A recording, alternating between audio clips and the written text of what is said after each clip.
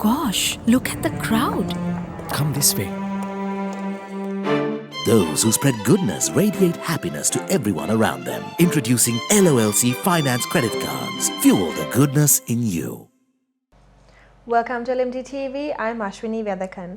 Joining us this week on Talking Business is the Managing Director of Coca Colas Sri Lanka and Maldives, Pankaj Sinha. Welcome to the show, Pankaj. It's good to have you here with us.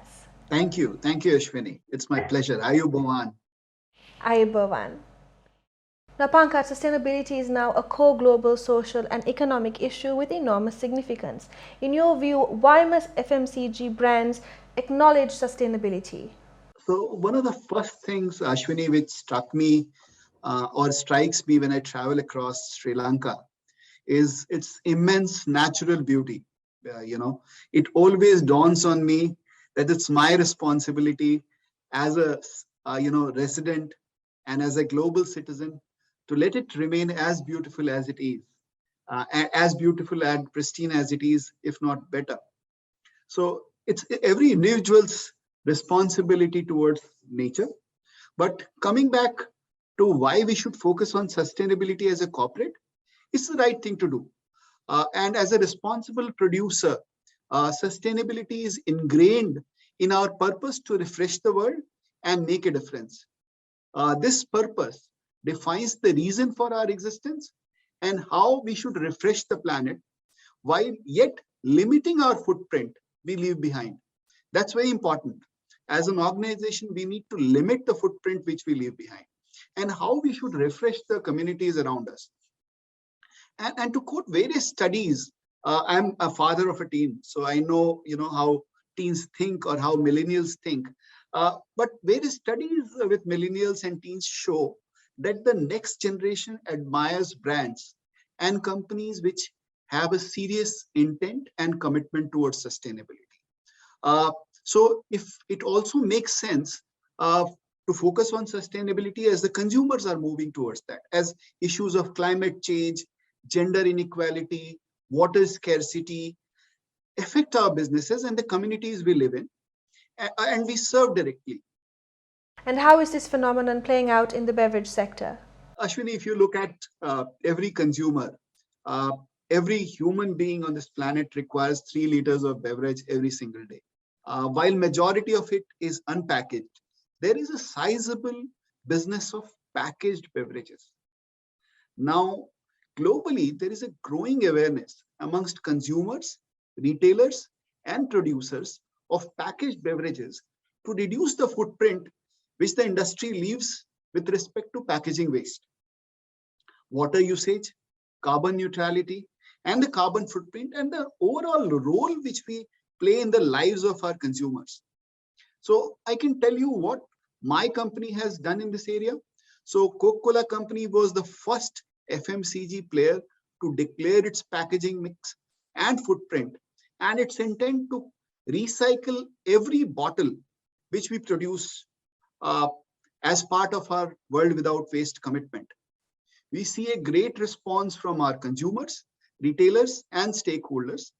We are also making very strong efforts to innovate, to improve recyclability of our packaging material. So you would have seen our glass bottles in the market that are eternally recyclable. They come and they go back. So we are investing in glass. We have invested in the neighboring countries. We have invested in Maldives. We have launched water in glass. So we have launched returnable glass bottles with Monaco brand of water.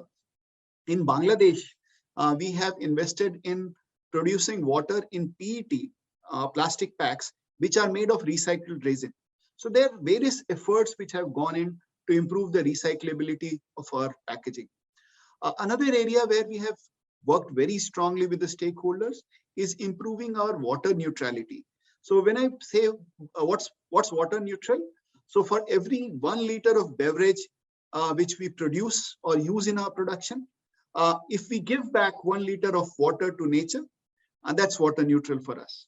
The good news is in Sri Lanka, we give back more than 2 liters of water for every 1 liter water we use. We are more than 200% water neutral. Globally, we are in similar numbers. We have invested very heavily in terms of renewable energy, green energy, and investing in cooling technologies. You'd see a lot of coolers in the market for us, Coca-Cola coolers, which have a lower energy footprint. And we are also committed towards sustainable agriculture and sourcing of our raw materials. Now, Coca-Cola is committed to regularly report on its sustainability performance. Could you share some of the findings from the 2021 sustainability report? So our biggest achievement in Sri Lanka is that we are water positive by 203%. That means that we give back twice the amount of water we use to produce our beverages to communities and nature through our local water initiatives. We rehabilitated ancient tanks in Monragla and Anuradhapura.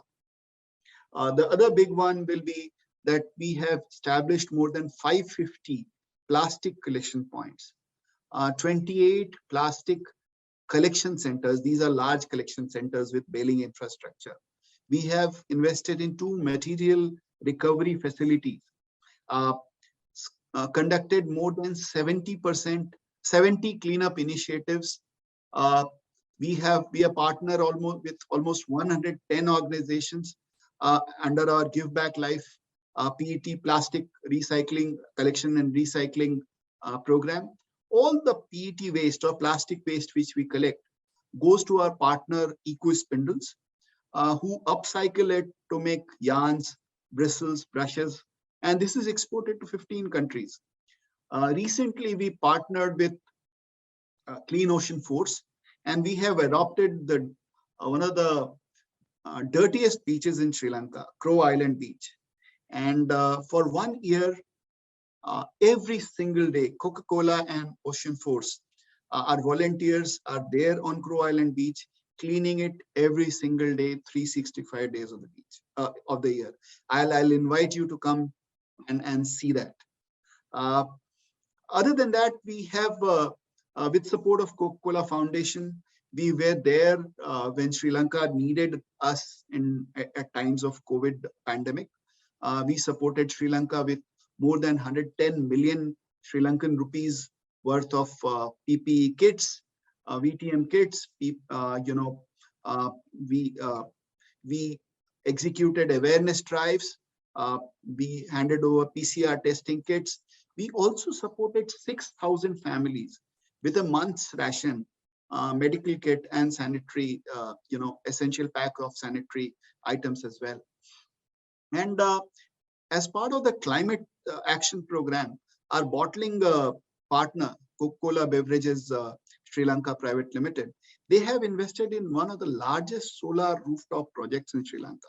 So almost 80% of our Biyagama rooftop is covered with solar panels, and we produce 1.9 megawatt of power through this solar through these solar panels. We have invested almost 200 million LKR in this project. So we remain committed towards improving our sustainability performance, and this is, I would say, we have just started. And on that note, we'll be going in for a short break. You love the feeling of being renewed. To stay beautiful every single day. To breathe just like we do, because you are truly delicate. Protecting the ones who've been with us through the years. With Sayalac Care, the only wood coating that truly protects you. Sayalac Wood Coatings from JAT.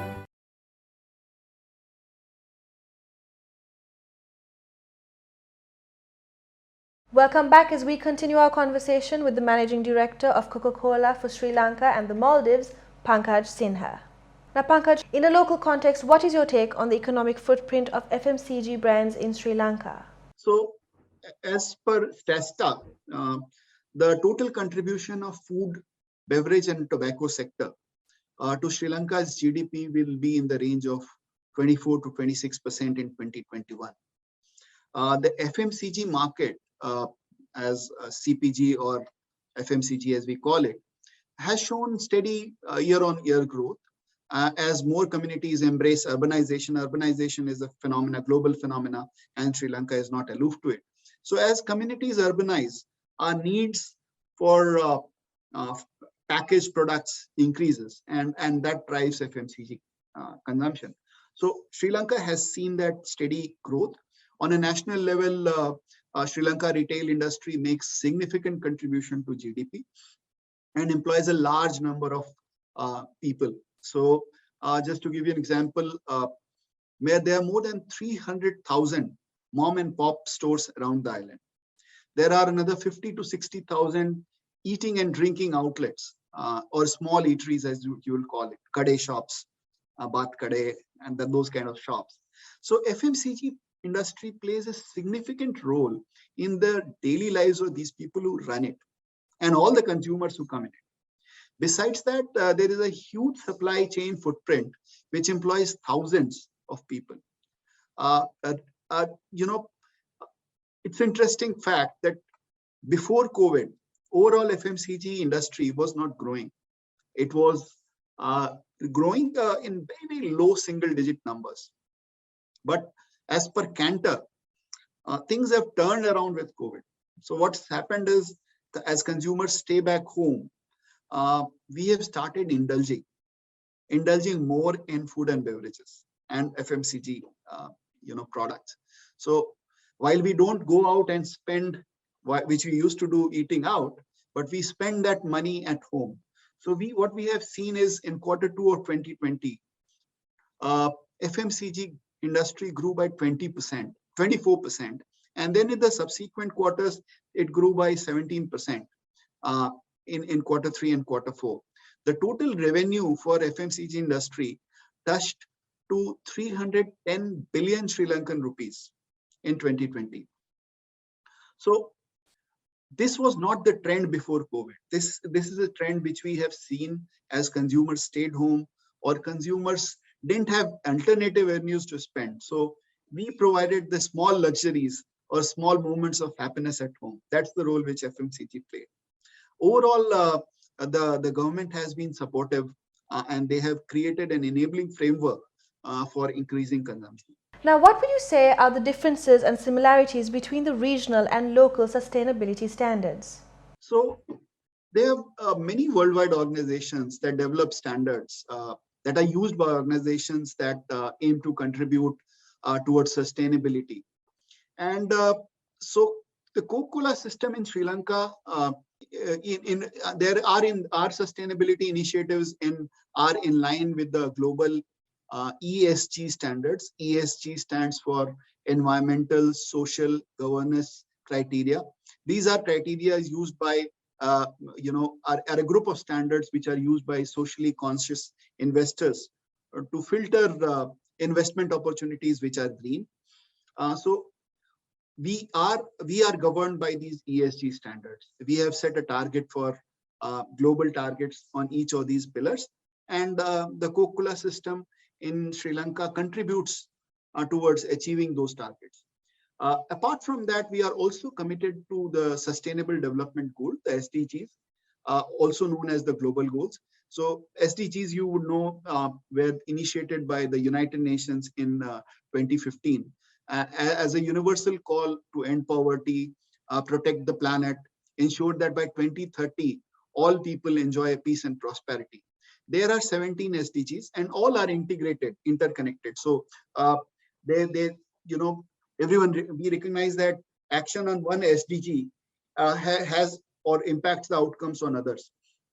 And development, Coca-Cola is committed towards a development which is balanced, which balances social, economic, and environmental sustainability.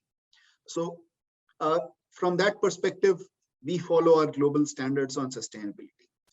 Recently in Sri Lanka, we released our first ever sustainability report, sustainability performance disclosure, to communicate what we have done on each of these ESG initiatives. So as I said, we are more than 200% on water neutrality. We give back almost twice the water which we use. We have aligned our future priorities in ESG area with what the government of Sri Lanka mandates and looks forward to. So we are committed towards supporting Sri Lanka's SDGs or sustainability priorities. And going forward, we will, we intend to continuously monitor what we are doing and keep aligning with what Sri Lanka needs in this area while we are meeting the global requirements of Coca-Cola company. Now, Pankaj, how would you describe sustainability in the context of the local economy? Sri Lanka is an island nation, and it's one of the most beautiful places on planet, I would say. And it's our responsibility, everyone who lives in this beautiful paradise, to protect Sri Lanka. And there is a strong economic reason to it. So if you see, tourism is such an important part of our GDP. It drives GDP. It drives businesses in Sri Lanka. So it's up to everyone, all organizations, to ensure that we keep the island clean and pure as it is. So while globally sustainability is at the forefront of economic conversations, in Sri Lanka too, I see that journey starting. There are a lot of people talking about sustainability. Local companies, conglomerates, and big brands which are present in Sri Lanka, they are following suit of their global counterparts. So, for example, whatever we do adds up to our global sustainability effort. I see a lot of my competitors also, have to have their own sustainability charter and following that. However, as a country with a large-scale informal sector, we have a strong, big SME sector. It's important that everyone takes part in these initiatives. So, for instance, while bigger brands that utilize PET plastic in packaging are voluntarily extending producers, adopting EPR, which is the extended producer responsibility, to collect and recycle PET.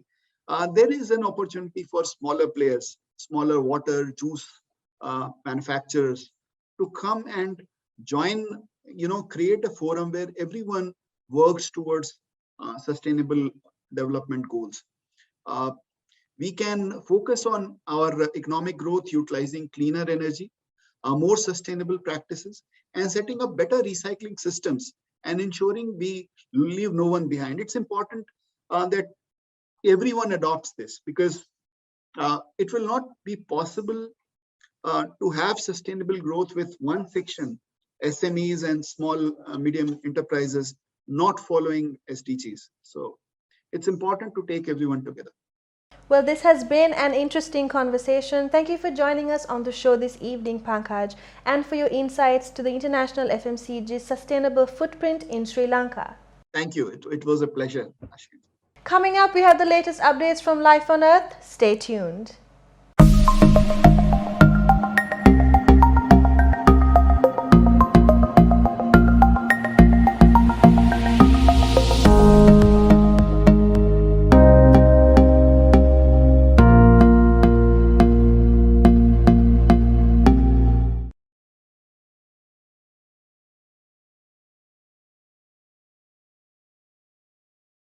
Welcome back to the show, and here's the latest updates from Life on Earth. The past 2 decades have seen a dramatic increase in the demand for agricultural commodities, as it has grown at more than twice the rate of the human population. The World Economic Forum's Forest, Food Systems and Livelihoods Trend Forecast and Solutions to Reframe Approaches to Protecting Forests acknowledges that the loss of tropical forests remain high, and the majority of which is associated with agricultural activities. However, the demand for key agricultural commodities is expected to continue to grow in the future and drive economic growth. Moreover, the expansion of the middle class by 1.8 billion between now and 2030 will continue to push increases in per capita consumption across most emerging markets. Additionally, historic deforestation trends differ across commodities, and while there have been promising developments, more action is needed. As the global commodity consumption continues to soar, high forest rich commodity palm oil reported the highest increase by 224% in demand from 2001 to 2020. The demand of other forest risk commodities stood at soybean with 101%, cocoa at 58%, coffee at 43%, wood pulp at 17%, and meat and cattle at 13%. The annual consumption of food and agricultural products has been increased by 48% between 2001 and 2018. While the share of the annual consumption of food and agricultural products accounted for by Asia during the same period is 60%. Meanwhile, global per capita protein consumption since 2000 has increased by 45%. Of cumulative tropical deforestation, over 80% occurs where agriculture is a dominant driver, while global production capacity has expanded by 47% to meet the global demand for agriculture between 2000 and 2019. When it comes to cumulative agricultural tree cover, 36% of it was lost due to conversion to pasture between 2001 and 2015, while 20% was accounted for by palm oil, soy, cocoa, coffee, and wood fiber. And that's all we have for you this week. Don't forget to subscribe to our YouTube channel and follow us on Facebook and Twitter. Thank you for watching and stay safe.